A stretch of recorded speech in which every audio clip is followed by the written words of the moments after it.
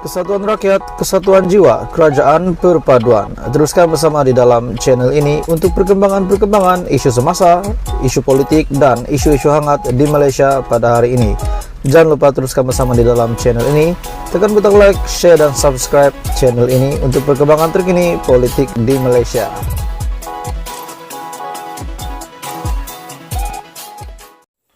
Hai semua, selamat pagi, salam sejahtera. Apa kabar tuan-tuan dan puan-puan semua?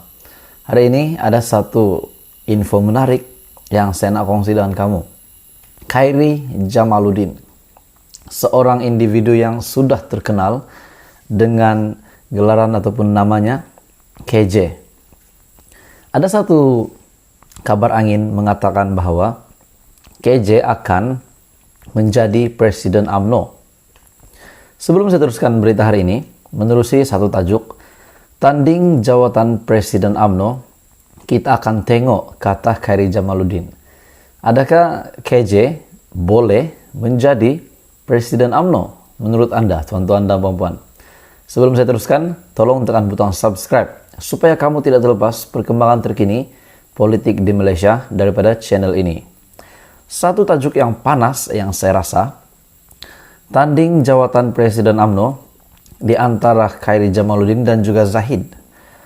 Adakah relevan KJ menjadi Presiden UMNO menurut Anda? Kalau kamu tanya saya sangat setuju beliau menjadi Presiden UMNO. Sebab beliau memang mempunyai ciri-ciri kepimpinan dan potensi yang tinggi serta berkomitmen. Hari ini, daripada Malaysia kini, baru-baru ini, Khairi Jamaluddin membuat satu kenyataan bahwa beliau tidak menolak kemungkinan akan mencabar Ahmad Zahid Hamidi untuk jawatan Presiden UMNO.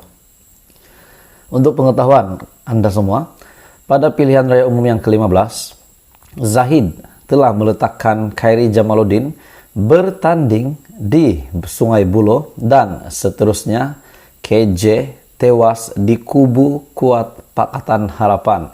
Kalau saya tak silap, dia mendapat undian kedua tertinggi di Parlimen Sungai Buloh. Kata KJ, kita akan tengok, katanya, yaitu bekas Menteri Kesihatan, secara ringkas ketika beliau ditanya sama ada dia mempertimbangkan untuk bersaing untuk jawatan tertinggi dalam pemilihan UMNO yang dijangkakan akan diadakan pada awal tahun hadapan. Khairi juga sebelum ini terpaksa mengosongkan kerusi Parlimen Rembau di Negeri Sembilan untuk memberi peluang untuk timbalan Presiden UMNO Muhammad Hassan ataupun Tokmat bertanding di Parlimen Rembau. Menantu bekas Perdana Menteri Abdullah Ahmad Badawi itu juga pernah menyorot bahwa tidak mempunyai pilihan lain selain daripada memilih untuk bertanding di Sungai Buloh selepas kepimpinan UMNO tidak berbincang dengannya berhubung kerusi yang akan ditandinginya. Semasa tempo berkempen, calon UMNO itu juga terpaksa berdepan dengan kempen Pakatan Harapan yang mendakwa undi untuknya adalah undi untuk Zahid. Pemimpin UMNO dikecam oleh gabungan itu sebagai rasuah, tetapi kemudiannya diterima sebagai rakan kongsi apabila pilihan raya menyaksikan Parlimen tergantung. Kempen KJ juga menyasarkan Zahid dengan bekas Menteri Kesehatan itu berikrar untuk membersihkan UMNO serta memulihkan imej parti yang rosak jika dipilih semula sebagai ahli parlimen. Media tidak sepatutnya membandingkan saya dengan presiden parti saya, Zahid, tetapi ini adalah kebenaran dan realiti. Saya dan rakan-rakan lain mahu mengembalikan UMNO sebagai badan politik Melayu yang bermaruah, bersih dan berkembang dengan pemimpin baik yang boleh dipercayai seperti dahulu, kata KJ.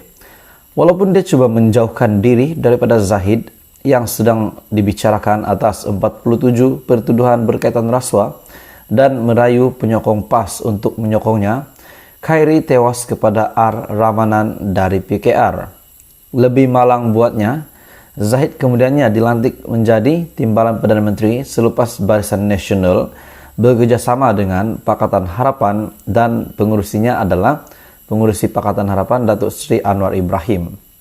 Sebelum PRU, Khairi berkata bekas Perdana Menteri Ismail Sabri Yaakob perlu bertanding jawatan tertinggi UMNO, manakala dia dan Hishamuddin akan memutuskan siapa yang akan bertanding jawatan nomor 2. Dalam pemilihan UMNO 2018, Khairi menentang Zahid untuk jawatan presiden namun beliau tewas dan veteran UMNO Tengku Razali Hamzah turut menyertai saingan itu. Jadi semasa Khairi berkempen ataupun bertanding di Parlimen Sungai Buloh, ada penyokong PH mendakwa bahwa Khairi Jamaluddin satu undi untuk KJ adalah satu undi untuk Zahid. Tapi KJ menafikan itu dan beliau juga bertindak membuat pernyataan sekiranya beliau menang di Parlimen Sungai Buloh, beliau akan membersihkan UMNO menurut KJ. Jadi tuan-tuan dan puan-puan, hari ini Barisan Nasional dan Pakatan Harapan sudah pun membentuk kerajaan perpaduan. Jadi sekiranya Khairi Jamaluddin akan bertanding dengan Zahid Hamidi untuk jawatan Presiden UMNO, apakah masih relevan Khairi Jamaluddin boleh menang untuk menjadi Presiden UMNO? Setelah hari ini jawatan Zahid Hamidi pengurus Barisan Nasional dan juga Presiden UMNO, dan beliau juga adalah orang nomor 2 kuat untuk kabinet kerajaan perpaduan, yaitu beliau adalah timbalan Perdana Menteri. Jadi apa komen Anda berita hari ini? Adakah Zahid Hamidi masih relevan untuk menjadi Presiden UMNO?